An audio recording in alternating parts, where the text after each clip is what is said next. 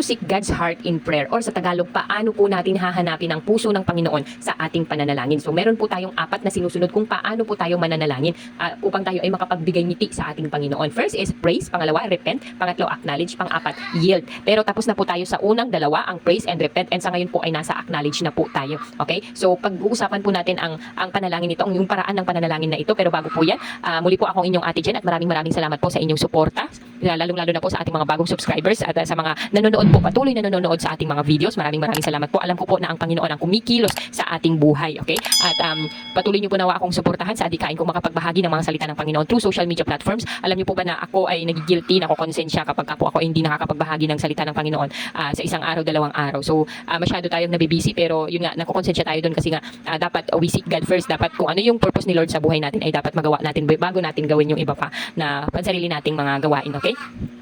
So tuloy po natin, paano ba natin hahanapin ang puso ng Diyos sa ating pananalangin? Number 3, acknowledge. So basahin po natin sa Nehemiah chapter 1 verse 8 to 9. Alalahanin mo ang salita ng iyong iniutos sa iyong lingkod na si Moises na sinasabi, kapag kayo'y hindi tapat, ikakalat ko kayo sa lahat ng mga bayan. Ang nagsasalita po dito ay si Nehemiah. Ito po ay kinakausap niya si Lord sa kanyang pananalangin. Okay? Tuloy po natin sa 9, ngunit kung kayo'y manunumbalik sa akin at ingatan ninyo ang aking mga utos at gawin ang mga ito, bagaman ang inyong pagkawatak-watak ay nasa kaduluduluhang bahagi ng mga langit, aking titipunin sila mula roon at dadalhin ko sila sa lugar na aking pinili upang patirahin doon ang aking pangalan. Amen. So pansinin po natin dito sa panalangin na to ni Nehemiah ay wala pa siyang hinihingi sa Diyos. Ang ipinapahayag niya ay ang mga pangako ng Diyos sa kanya. Ito po ay kinikilala niya at pinananampalatayanan. Ibig sabihin po, sa panalangin ni Nehemiah ay ipinapaalala niya lang sa Diyos ang sarili nitong pangako. So, ang Panginoon, napakarami niya pong pangako sa atin. So, okay? So, nung time na yun, wala pa pong Bible. Okay? Wala pang King James Bible, wala pang magandang balita, Biblia noon. Pero, tingnan mo si Nehemiah, alam niya ang mga pangako ng Diyos sa kanila. So, kapag binabalik mo sa Diyos ang pangako niya sa yung pananalangin, ay pinapakita natin sa kanya na inaalam natin, iniingatan natin ang kanyang salita at pinagkakatiwalaan natin ang mga ito. Ang mga pangako na ito ay hindi nakasulat sa papel, kung hindi nakasulat sa puso ni Nehemiah. Okay? Mga kapatid, anong mga pangako ng Diyos ang pinanghahawakan mo? Sinasabi mo din ba ito sa kanya at pinapaalala?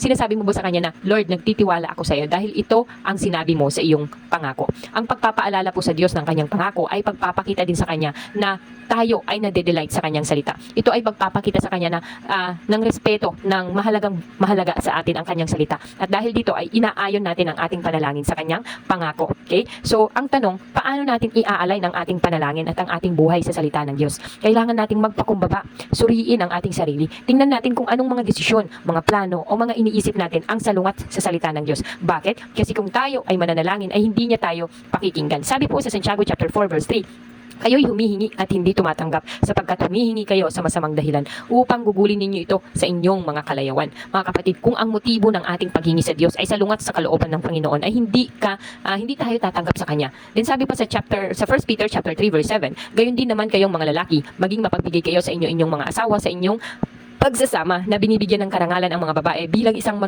mas marupok na sisidlan. Yamang sila man ay tagapagmana rin ng biyaya ng buhay upang walang makahadlang sa inyong mga panalangin. Sabi dito, kung ikaw ay hindi mo ginagalang ang iyong asawang babae, hindi mo siya pinaparangalan, hindi mo siya iniingatan, hindi mo siya minamahal ng walang kondisyon, ay anong sabi sa talata? Ang gawain ito ay makakahadlang sa iyong panalangin. Mga kapatid, pahalagahan natin at kilalanin ang salita ng Diyos. I-align po natin ang ating buhay sa kanyang salita at tayo ay mapapabuti. Meron pong isang elder ng isang church ang na-offend sa kanyang pastor dahil sa pagpapatakbo nito ng kanilang church. Itong elder nito ay napakayaman at yung kanyang tithe at offering ay halos kasing halaga na ng lahat ng tithe ng mga member ng church na yun. Nung hindi nangyari ang gusto niya na gawin ng pastor, ay sinikap niyang matanggal ang pastor. Kaya lang ay hindi siya makakuha ng boto. At dahil hindi siya makakuha ng boto, ay umalis na lang siya sa church at hindi na sumali sa kahit anong church. Alalahanin po natin, ang ganitong ugali ay nagbubukas ng opportunity para sa dyablo. Alam mo po ang nangyari sa elder na to, siya po ay nagkasakit. Ang kanya namang asawa na nagpapatuloy doon sa church ay patuloy na kinukumbinsi yung pastor at mga elders na ipanalangin at puntahan ng kanyang asawa. Kaya lang, ayaw nung may sakit na puntahan siya. Kung nananalangin man ang elder na ito ay hindi siya masasagot ng Diyos dahil mali ang kanyang puso at hindi niya makuhang magpatawad. Hanggang sa siya ay nasa bingit na ng kamatayan ay saka pa lamang siya pumayag na ipanalangin ng kanilang pastor. Nung pumunta ang pastor ay sabi ng may sakit na isama niya pati ang mga elders dahil kailangan niyang humingi ng kapatawaran din sa kanila. Noong dumating ang mga elders ay humingi ng tawad sa kanila ang may sakit at pagkatapos doon, siya ay ipinag-pray nilang lahat. Alam niyo po kung anong nangyari? siya ay pinagaling ng Diyos at ibinalik sa dating kalusugan. Now, hindi ko po sinasabi na ang lahat ng may sakit ay dahil iyon sa kanyang kasalanan, pero naniniwala po ako na ang hindi pagpapatawad ay pagbibigay ng opportunity sa dyablo na tayo ay i-torment. Naalala mo po ba yung isang alipin na ang lalaki ng isang alipin, okay? Na ang laki ng kanyang utang sa kanyang Panginoon at hindi niya na ito kayang bayaran. Kaya humingi siya ng kapatawaran sa kanyang Panginoon. At yung Panginoon naman ay pinatawad siya. Yung Panginoon po na yun yung mga hari pa noon, okay? Pinatawad siya at binura ang kanyang mga pagkakautang. So alam niyo po bang milyon-milyon ang utang ng lalaking ito. Kaya lang itong alipin na ito nung pauwi na siya, nakita niya yung kapwa niya alipin na may utang din sa kanya at ito ay siningil niya. Nung ito ay hindi makapagbayad sa kanya, ay hindi niya pinagbigyan ang pakiusap nito at sa halip ay pinakulong pa hanggang sa makabayad. Nung nalaman ito ng Panginoon, nung Panginoon niya, yung hari, ay ipinatawag yung alipin na yon at sinabi sa kanya na nung nanghingi siya ng kapatawaran, ay ipinatawag siya, kaya marapat lang na siya ay matutong magpatawad din sa iba.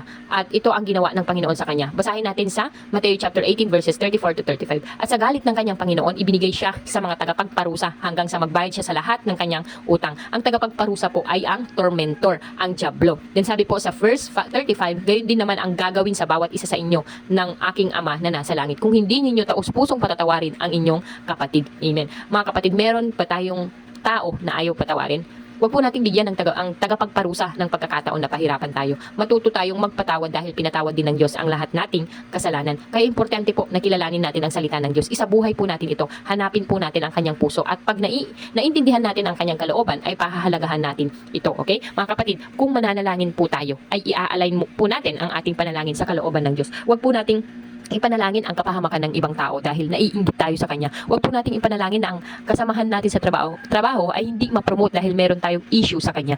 Mga kapatid, hindi tayo papakinggan ng Panginoon sa ating pananalangin. Hindi tayo papakinggan ng Diyos kung ang panalangin natin ay salungat sa kanyang puso. Hindi po tayo papakinggan ng Diyos kung ang panalangin po natin ay manalo tayo sa loto, manalo tayo sa isang sugal. Hindi po niya tayo papakinggan kung ang pagnanasa po natin ay magkamal ng malaking kayamanan at ari-arian kaysa sa pagkakaroon ng malapit na relasyon sa kanya. Hindi po tayo papakinggan ng Diyos kung ang panalangin po natin ay magtagumpay para lang sumikat at mapahiya natin ang ating kaaway. Hindi po tayo papakinggan ng Diyos kung ang panalangin po natin ay makapaghiganti sa ating kaaway. May nagsabi, prayer isn't about making the things we selfishly want happen. It's about making us want what God wants. Mga kapatid, mararanasan lang natin ang kapangyarihan ng Diyos sa buhay natin kapag nagsimula tayong kilalanin ang kanyang salita at iayon ang ating buhay dito. Nung inalay ni Moises ang kanyang kalooban sa kalooban ng Diyos, nagpalabas ng tubig ang Diyos sa bato. Nung inalay ni Joshua ang kalooban niya sa kalooban ng Diyos, ay ang araw ay huminto at hindi umikot. Nung si David ay inalay niya ang kalooban niya sa kalooban ng Diyos, ay natalo niya si Goliath. Nung si Elijah ay inalay niya ang kalooban ng Diyos, ay ilalay niya ang kalooban niya sa kalooban ng Diyos, ay bumaba ang apoy at sinunog ang kanyang handog, pati na ang tubig na naroon. Nung i-align ni Daniel ang kanyang kalooban sa kalooban ng Diyos, ay sinarado ng Diyos ang bibig ng mga leon at siya ay iniligtas. Mga kapatid, ito ang mangyayari kung i-align po natin ang kalooban natin sa kalooban ng Diyos. Acknowledge His goodness at iayon po natin ang ating buhay sa kanyang salita. Amen? So maraming salamat po sa inyong pakikinig at pagsubaybay ng ating mga videos. Hopefully po ay napagpala kayong lahat. At kung kayo ay na-bless, please share this video to your families and friends. Ang sila din po ay mapagpala at makakilala din po sa Panginoon Jesus. Maraming salamat po. Pasubscribe po sa ating YouTube channel at like na din. Okay? Thank you so much. Pagpalain po tayong lahat.